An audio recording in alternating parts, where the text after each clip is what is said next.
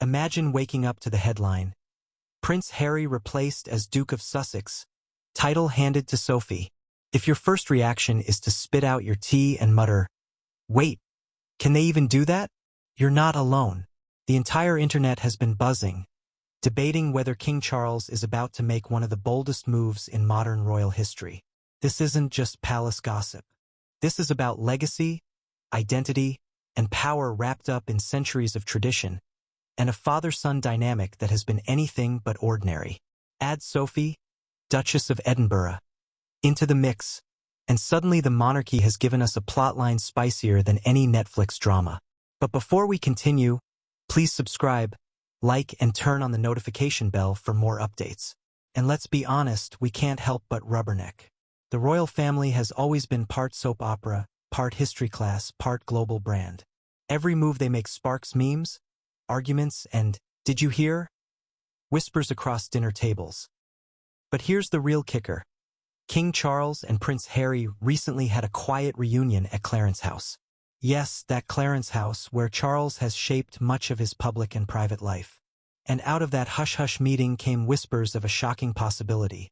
The Sussex title may be stripped from Harry and reallocated, possibly to Sophie. So what does this all mean? Is Harry about to lose the last royal tether connecting him to the institution he fled? Why Sophie? And what does Clarence House have to do with this high-stakes family chess game? Let's unravel the drama piece by piece. But brace yourself, the deeper you go, the more jaw-dropping it becomes. 2. Royal Titles 101. What's really at stake? Before we dive headfirst into the royal drama pool, let's get clear on one thing. What exactly is the Duke of Sussex title, and why is it such a big deal?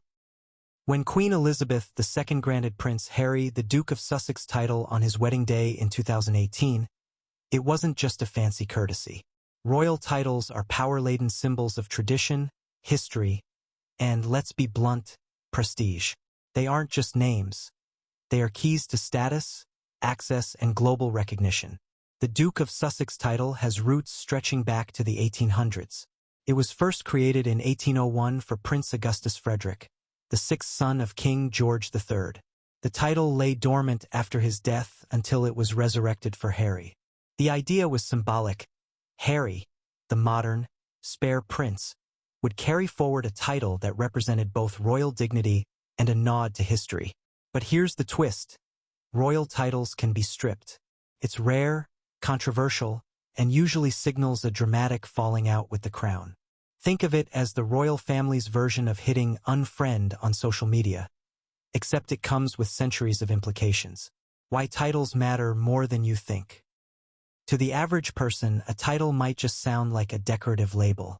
But in the monarchy, titles define rank within the family hierarchy, shape public duties and responsibilities, serve as currency of honor in global diplomacy, even influence how future generations are perceived. For Harry, being Duke of Sussex isn't just a line on a letterhead. It's his last major link to the institution that made him who he is. Losing it would be like erasing the final traces of his royal identity. Title transfers in royal history. This wouldn't be the first time titles changed hands dramatically. King Edward VIII abdicated in 1936 and was demoted to Duke of Windsor after marrying Wallis Simpson. In 1917, King George V famously stripped German-linked titles from royals during World War I to distance the monarchy from its German roots. So yes, when Charles considers moving Harry's Sussex title, he's not just making a family decision. He's making a statement that will echo through history. And the big question remains, why Sophie? But before we get to that, we need to unpack the setting of this bombshell rumor, the Clarence House reunion. Because that private father-son moment is where this story truly heats up. From punchlines to punches, comedy meets MMA. Picture this. It's the early 1990s, and Joe Rogan is hustling as a stand-up comic in New York City. He's sharp, fearless, and building a reputation for his bold observational humor. But here's the twist. When Rogan isn't on stage telling jokes, he's in the gym throwing punches, practicing kicks, and mastering grappling techniques. This dual life wasn't accidental. Rogan has often said that martial arts gave him the confidence to survive comedy. Think about it, if you can face someone trying to knock you unconscious in the ring, hecklers don't seem so intimidating. The UFC connection. The 1990s were also a turning point for combat sports. While boxing was still king, a new underground phenomenon was bubbling. Mixed martial arts, MMA. Enter the Ultimate Fighting Championship, UFC. What started as a controversial spectacle, pitting fighters of different styles against each other in a cage, slowly evolved into one of the fastest-growing sports in the world. And guess who was watching closely? Joe Rogan. Rogan wasn't just a casual fan. He was obsessed. He loved the strategy, the discipline, and the raw authenticity of the fights. In 1997, he attended a UFC event and quickly became hooked. But here's the kicker, he didn't just want to watch. He wanted to be involved, becoming the voice of MMA. In 1997, Rogan started working with the UFC, not as a fighter, but as an interviewer and backstage personality. His knowledge of martial arts, combined with his humor and natural curiosity, made him stand out. Fighters loved talking to him because he got it. He wasn't just another TV host reading cue cards, he was one of them. By 2002, Rogan transitioned into being a color commentator. And here's where his unique skill set came into play. Rogan could break down complex fighting strategies in a way that was both technical and entertaining. Imagine explaining Brazilian jiu-jitsu submissions to an audience who had never seen them before. That's what Rogan did, using analogies, humor, and passion to bring the sport to life. And let's be honest, Joe Rogan screaming into a mic as a fighter lands a knockout blow? Pure gold.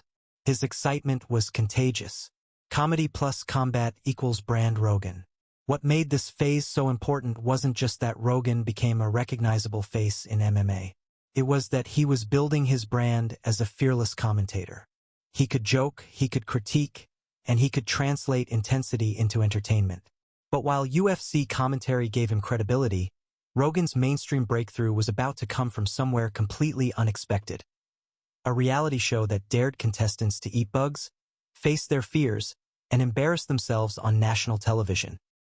What happens when a stand-up comic with a sharp tongue gets thrown into the wild world of reality TV? Chapter 3, The Fear Factor Phenomenon. Let's set the scene. It's the early 2000s. Reality TV is exploding.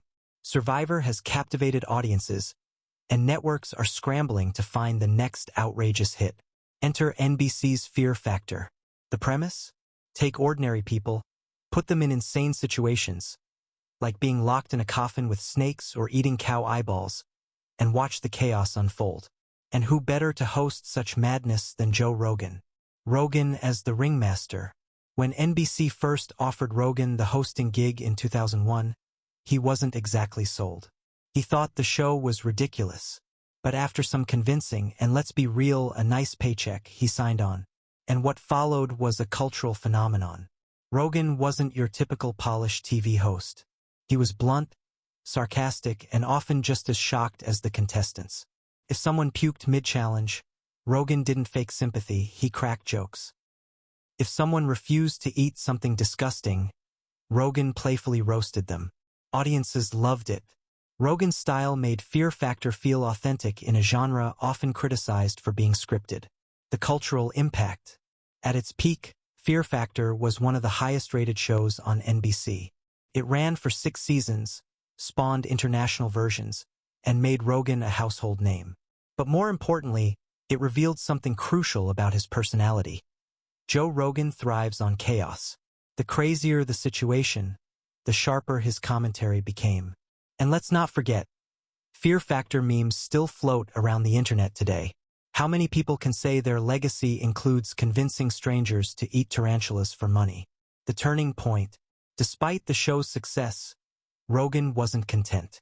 Hosting Fear Factor was fun and lucrative, but it wasn't his passion. He wanted to create something where he could speak freely, laugh with friends, and explore ideas without corporate filters. So, after Fear Factor ended, Rogan doubled down on 2 things: stand-up comedy and experimenting with a new format that, at the time, sounded crazy, a podcast. But could a comedian really reinvent himself as a digital pioneer in a medium that barely existed? Chapter 4, Enter the podcast, the birth of the Joe Rogan Experience. Today, podcasts are everywhere. But back in 2009, they were still niche, quirky internet experiments with tiny audiences. That didn't stop Rogan. With his friend Brian Redban, Rogan started recording casual conversations in his home. No scripts, no corporate oversight, just two guys talking about whatever popped into their heads. Comedy, UFC, psychedelics, conspiracy theories, you name it. It was raw. It was messy. Sometimes the audio was terrible. But here's the magic. It felt real. The anti-talk show. Unlike traditional late-night shows with tight segments and canned laughter, Rogan's podcast felt like hanging out with a friend. Episodes could last 3 hours. Guests could speak without interruption. Controversial topics weren't off-limits. And people loved it. Slowly but surely, the Joe Rogan Experience began to attract bigger guests, comedians, scientists, athletes, even Elon Musk. Suddenly, Rogan wasn't just that guy from Fear Factor anymore. He was becoming a trusted voice for millions of listeners searching for unfiltered conversations in a world of sound bites. The secret sauce. So what made Rogan's podcast explode? 3 things. 1. Authenticity. He wasn't pretending. If he didn't know something, he admitted it. If he was curious, he asked. That honesty built trust. 2. Diversity of guests. One day it was Neil deGrasse Tyson talking about black holes. The next day it was a comedian joking about airport bathrooms. 3. Freedom of format. No time limits. No corporate censors. Just conversations that went wherever they needed to go. By 2015, the Joe Rogan Experience wasn't just a podcast, it was a cultural force. Millions tuned in, clips went viral, and Rogan became the internet's unofficial interviewer-in-chief. And yet, the best and most controversial was still to come. How did this humble podcast turn into a billion-dollar media empire and the center of global debates on free speech?